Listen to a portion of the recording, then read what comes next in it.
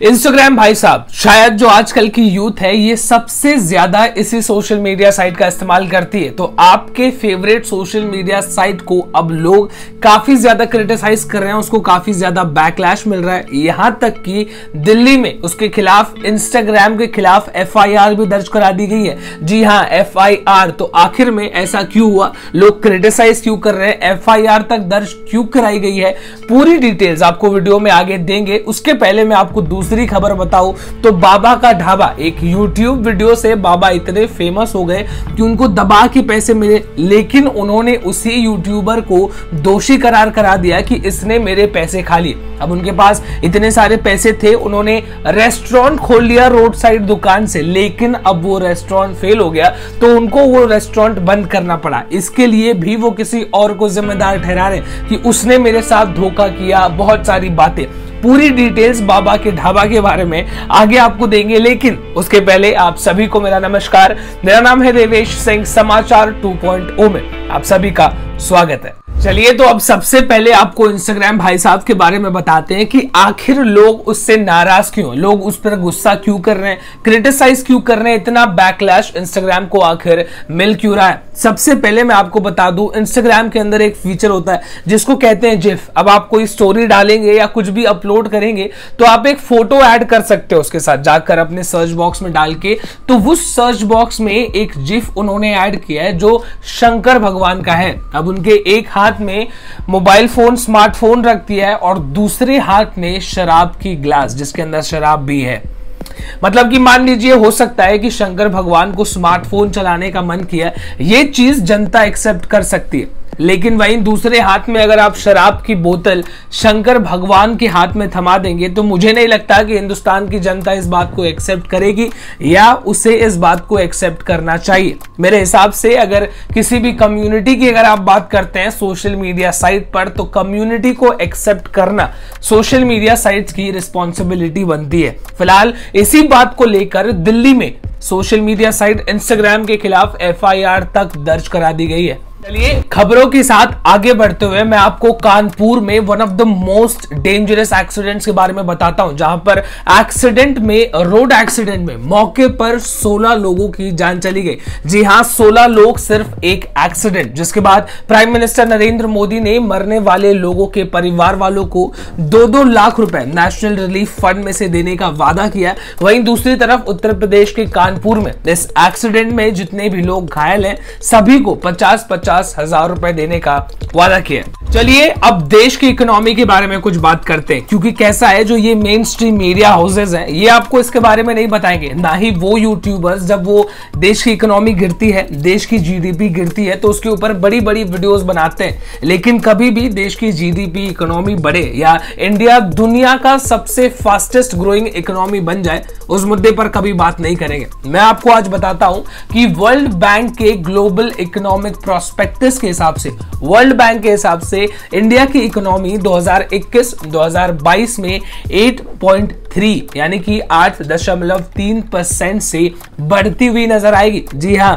और इस मुद्दे पर कोई बात नहीं करेगा। अब जैसे इसका मैं आपको एग्जांपल समझाने की कोशिश करूं तो देश में जो लोग हैं उनके पास पैसे ही नहीं है खर्च करने को, सारी तरफ लॉकडाउन लगा हुआ है, तो लोगों के काम धंधे सब कुछ बंद है, ठप पड़े हुए हैं, उनके पास पैसे ही नहीं है खर्च करने को। अगर आपके पास पैसे नहीं है खर्च करने को तो देश की इकोनॉमी या जीडीपी आपको बढ़ती हुई कैसे नजर आ सकती है। अगर इसको दूसरे तरीके से देखने की कोशिश करें, जिनके पास पैसे हैं उनकी बात करें, जिनके पास पैसे हैं उनके पास खर्च करने के लिए दुकानें नहीं, जब चारों तरफ लॉकडाउन ही लगा हुआ है, सब कुछ बंद है, तो वो पैसे खर्च भी कहां करेंगे। आपको इकोनॉमी कैसे बढ़ती हुई नजर आ सकती है जब देश में लॉकडाउन लगा हुआ है। अब वर्ल्ड बैंक का यह कहना है कि लॉकडाउन के बावजूद 2021-22 में 8.3% आपको देश की इकोनॉमी बढ़ती हुई नजर आएगी। तो इस चीज को भी जनता के सामने रखना उतना ही इंपॉर्टेंट है जब इस बात को रखा जाता है कि देश की जीडीपी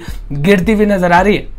चलिए आपसे आज टाटा के बारे में बात करते हैं। आपने टाटा के बारे में बहुत सारी अच्छी अच्छी बातें सुनी होंगी, तो इन अच्छी बातों में मैं आज एक और अच्छी बात ऐड करना चाहता हूं। अब टाटा बस एक ब्रांड नहीं है, इस देश का गर्व है। आखिर मैं ऐसा क्यों कह रहा हूं? अभी जो टाटा सफारी गाड़ी है, आपने इस गाड़ी के बारे में जरूर सुना होगा, नहीं सुना होगा तो टाटा सफारी टाटा की बिकने वाली one of the best selling cars है। अब टाटा सफारी की एक नई मॉडल लॉन्च कर दी गई है। तो जो प्रीवियस मॉडल है वो टाटा के पास प्रीवियस मॉडल टाटा सफारी की बहुत सारी गाड़ियां थी। अब लॉकडाउन लग जाने की वजह से कोई पुरानी वाली गाड़ी खरीद भी नहीं रहा था। वहीं दूसरी तरफ अब उसका नया मॉडल लॉन्च कर दिया गया था, तो वो पुरानी वाली जनरेशन कोई नहीं खरीद रहा था। जिसके बाद दूसरी कंपनियां होती तो उसको डिस्काउंट में बेच देती या सेकेंड हैंड मार्केट में बेच देती। लेकिन टाटा ने क्या किया, जितनी भी गाड़ियां उनके पास थी टाटा सफारी की, सारी गाड़ियां उन्होंने इंडियन आर्मी, भारतीय थल सेना को गिफ्ट के तौर पे दे दी। सारी टाटा सफारी गाड़ियों को हरी कलर में करा के, जैसे आर्मी का कलर होता है, सारी गाड़ियां उनको दे दी। तो टाटा की बस ये महानता ही है। और ये ऐसा पहली बार नहीं है। अभी कुछ दिन पहले की बात करते हैं, टाटा स्टील ने ये अनाउंस कर दिया कि टाटा स्टील में जितने भी एम्प्लॉयज उनके साथ काम करते थे, जिनकी जान कोविड की वजह से चली गई, उनके रिटायरमेंट एज तक की सैलरी उनके परिवार वालों को मिलेगी। मतलब अगर वो टाटा के साथ काम करते, रिटायरमेंट की एज तक, तब तक की पूरी सैलरी बिना काम किए परिवार वालों को दी जाएगी। तो रतन टाटा साहब को हिंदुस्तान का सलाम। बिहार के बंका जिले से अगली खबर निकल के आ रही है, जहां पर बंका जिले में कल एक मस्जिद के पास मदरसे में बहुत बड़ा धमाका हुआ। सुबह 8 बजे धमाका इतनी जोर का था कि गांव वाले लोग यहां से वहां डर के भागना शुरू कर दिए। फिलहाल इस बात की कोई पुष्टि नहीं हुई थी कि उसमें किसी की जान गई है या नहीं, क्योंकि पिछले 1 महीने से ज्यादा समय से वो मदरसा जो है बंद था क्योंकि कोविड की वजह से। लेकिन फिलहाल अब जाके पता चल रहा है, रिपोर्ट्स का ये कहना है कि उसमें जो मस्जिद के इमाम साहब थे मौजूद थे और उनकी जान इस ब्लास्ट में जा चुकी है। फिलहाल जो अड़ोस पड़ोस में लोग रहते हैं उनका भी कुछ कहना है, मैं आगे आपको बताऊंगा। फिलहाल जो फॉरेंसिक टीम है वो इस पूरे मामले की इन्वेस्टिगेशन कर रही है कि वहां पर ऐसे कौन से एक्सप्लोजिव्स थे कि जिसकी वजह से इतना बड़ा ब्लास्ट हुआ। फिलहाल जो वहां पर लोकल्स हैं उनका ये कहना है, उनको ऐसा सस्पेक्ट होता है कि वहां पर कुछ इलीगल एक्टिविटीज होती थी क्योंकि कुछ एंटी सोशल एलिमेंट्स वहां पर हो रहे थे। पिछले 1 महीने से मस्जिद बंद था और उनको यही वो वजह लगती है कि वहां पर ऐसा कुछ इलीगल काम किया जा रहा था। ये रिपोर्ट टाइम्स ऑफ इंडिया के कुमार राजेश की तरफ से। अच्छा, कैसा है कि कुछ डॉक्टरों को जो है आपको भगवान नहीं मानना चाहिए, क्योंकि भगवान के बाद अगर किसी को मानते हैं तो डॉक्टर्स को ऐसा कहा जाता है, लेकिन कुछ डॉक्टर्स बिल्कुल भी अलग होते हैं। अब कल की बात कर ले तो आगरा की एक हॉस्पिटल की कहानी है जहां पर उनका वीडियो सोशल मीडिया पर चारों तरफ धमाल मचा रहा है, मतलब बिल्कुल भी वायरल हो रखा है, जिसमें वो कहते हुए सुनाई दे रहे हैं कि एक ड्रिल करा दो या एक ड्रिल हमने करी है, 5 मिनट के लिए बस ऑक्सीजन बंद कर दिया, जो पेशेंट्स हैं जो मरने वाले थे वो तो मर गए, चेहरा उनका नीला पड़ने लगा जिसकी वजह से उनकी जान चली गई। अब इस वीडियो के बाद वो कहते हैं ना कि सफाई देते हुए कह रहे हैं कि नहीं, मेरा मतलब वो नहीं था, मैं तो कुछ और कहना चाह रहा था और बहुत सारी चीजें। अब इस वीडियो को आप खुद देखिए और खुद जज कीजिए कि डॉक्टर साहब आखिर में कहना क्या चाहते थे। बोले बॉस आप समझाओ, डिस्चार्ज करना शुरू करो, ऑक्सीजन कहीं नहीं है, मुख्यमंत्री नहीं मंगा सकता ऑक्सीजन, जिनकी ऑक्सीजन बंद हो सकती है जो बिल्कुल ही डेडलाइन पे है। एक ट्रायल मार दो दोपहर में, एक मॉक ड्रिल करके देख लो, समझ जाएंगे कौन सा मरेगा कौन सा नहीं मरेगा। सही बात है, सही बात है। एक मॉक ड्रिल करी हमने सुबह 7 बजे, मॉक ड्रिल हुई, सब दोषी मंदिर, ये किसी पता नहीं, ये मॉक ड्रिल कराई, सुन कर दी सबके, फिर छट गए 22 मरीज, तुरंत खुल दिए थे 22 मरीज छट गए। और भाई साहब 6 मरेंगे। और कितनी देर के लिए मॉकड्रिल करा? 5 मिनट के 5 मिनट में 22 मरीज मॉकड्रिल। नीले पड़ने लगे। ओहो ओहो 22 की मॉकड्रिल में 22 छट गए। चलो जो बचे 74 बचे।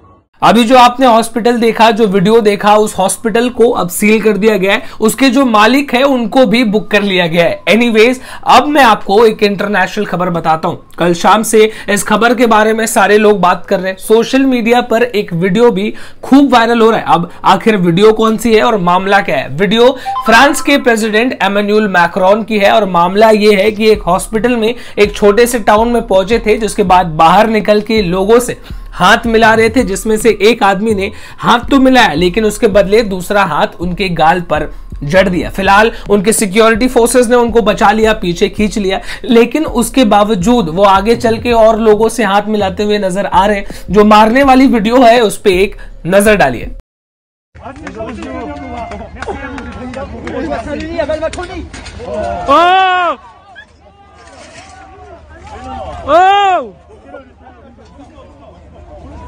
चलिए तो अब आपको आज की आखिरी खबर से रूबरू कराते हैं, जिसके बारे में शुरुआती में आपसे जिक्र किए थे। जो बाबा दा ढाबा है, वीडियो यूट्यूब पर काफी वायरल हुई उनकी, जिसके बाद उनको बहुत पैसे मिले। अब बहुत पैसे मिलने के बाद आदमी अपने धंधे को एक्सपांड करता ही है। उन्होंने 5 लाख रुपए लगाकर एक नया रेस्टोरेंट खोल दिया, लेकिन उनका ऐसा कहना है कि महीने में लगभग 1 लाख रुपए लग जाते हैं चलाने के लिए उसको, लेकिन जो इनकम है वो सिर्फ 35 से 40 हजार के बीच आती है। जिसके बाद अब मजबूरी में मुझे वो रेस्टोरेंट बंद करके वापस अपने ठेले पर जाना पड़ रहा है। अब इनकी जब एक यूट्यूबर ने मदद की थी तो उन्होंने उसको भी गलत साबित कर दिया था कि उसने मेरे साथ धोखा किया, मुझे पैसे नहीं दिए, मुझे जितने मिले वगैरह वगैरह। इसके बाद अभी एक सोशल वर्कर जिन्होंने वो रेस्टोरेंट बनाने में उनकी मदद की थी, वो उनको ब्लेम कर रहे हैं कि उन्होंने मुझे टाइम नहीं दिया, उनकी वजह से मेरा रेस्टोरेंट बंद हो गया।